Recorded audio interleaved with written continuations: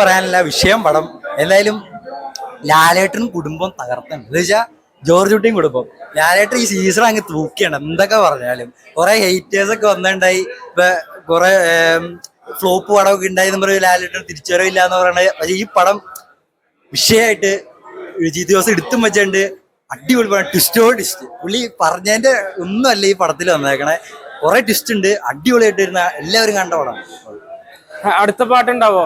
അടുത്ത പാട്ടിനേക്ക് ഒരു ലീഡ് പറയുന്നുണ്ട് ഇതിന്റെ അകത്തേക്ക്. ഇനിയിപ്പോ എല്ലാവരും പോയി പടം കാണട്ടെ. ലീഡ് ഉണ്ട്, ദൃശ്യം ഉണ്ടാവുന്നാണ് തോന്നുന്നത് ആ ലീഡ് കണ്ടിട്ട്. വേറെ ക്യാമിയോ റോള്, ക്യാമിയോ പോലത്തെ ഒരു എക്സ്റ്റൻഡഡ് ക്യാമിയോ.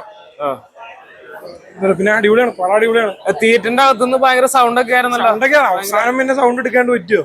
അങ്ങനെ ക്ലൈമാക്സ് വരുന്ന വെച്ചാണ് ആ ഒരു അത്രയ്ക്ക് ത്രില്ലിംഗ് ആണ് പടം. അതെ അതെ, ആ എൻഡിങ് അങ്ങനെ ഒരു ത്രില്ലാണ് വെച്ചാണ്. ഇപ്പൊ ഒരു അടുത്തൊരു ടൈലന്റ് ആയിട്ട് അടുത്ത പാട്ടിലേക്ക് ജോർജ് കുട്ടി പിടിക്കപ്പെടുക എന്താ? ജോർജ് കുട്ടി ഇത് പടത്തിൽ പറയുന്നുണ്ട്, സ്പോയിലർ ആവുന്നു.